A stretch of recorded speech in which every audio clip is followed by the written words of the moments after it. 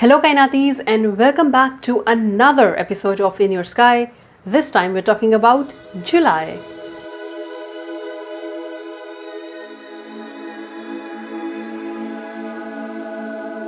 So in this month we have a meteor shower, a very special constellation to look out for, conjunctions and a very special day that only happens once in a year.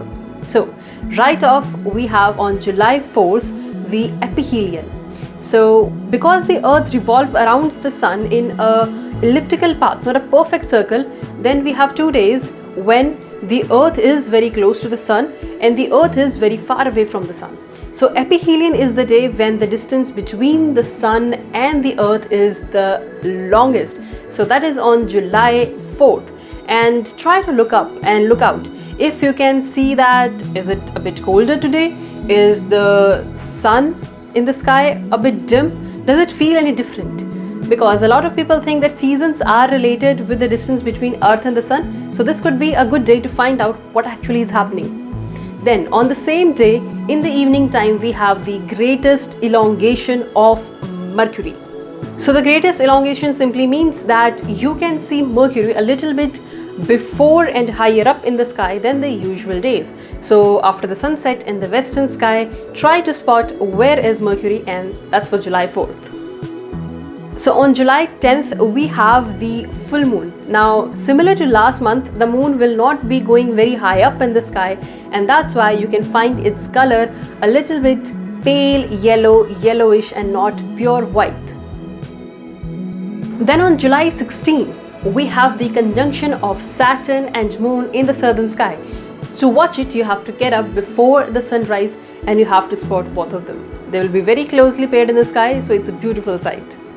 Then on July 21st, we have the Crescent moon paired with Venus. So this is again, you have to wake up before the sun rises and you will be able to see both of them in the sky. So both of these events you have to get up really early in the summers.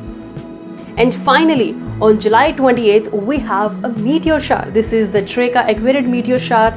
In this, there won't be too many shooting stars like the Geminids or the Perseids, but still, you can spot a few.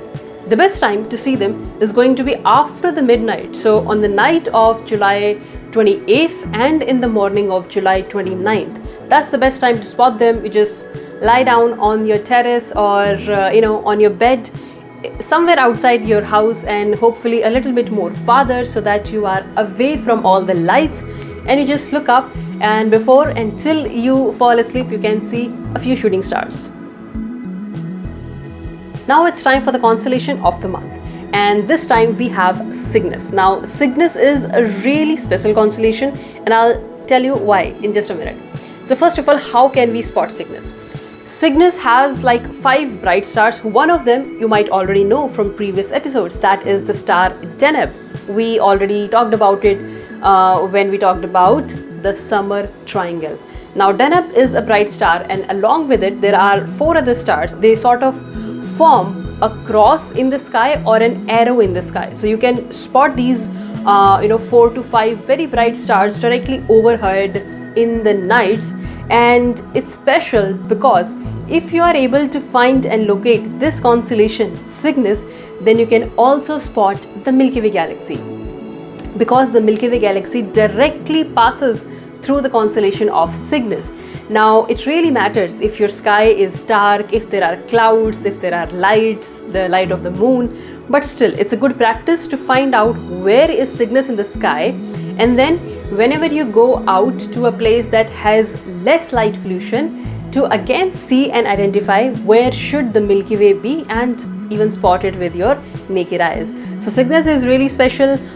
It looks like a swan is flying away in the sky. So that's the shape that people saw in the sky, the shape of a swan. And it's just really special because it was one of the first constellations that I had learned to spot it after the Ursa Major. And every summer now I try to look up, even though I can't see the Milky Way galaxy, I know that it should be visible in this portion of the sky. So I hope you also learn how to spot it, and I wish you clear skies. I'll see you in the next video. Bye bye.